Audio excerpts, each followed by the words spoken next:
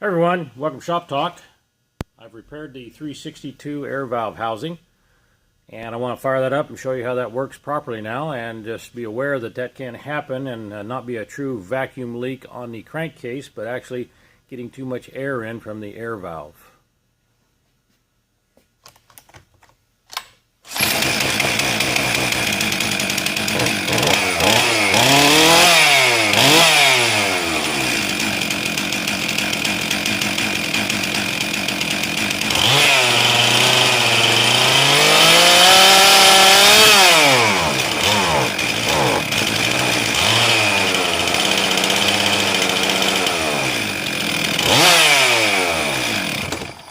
See, just a little bit of movement on that really changes the characteristics of that engine. So be aware, watch for the gumming up on these. They do gum up, and just be aware if you can push it forward, move it a little bit, lubricate that, and if it doesn't cure it, see your local Stihl tech guy or give the chainsaw guy a call.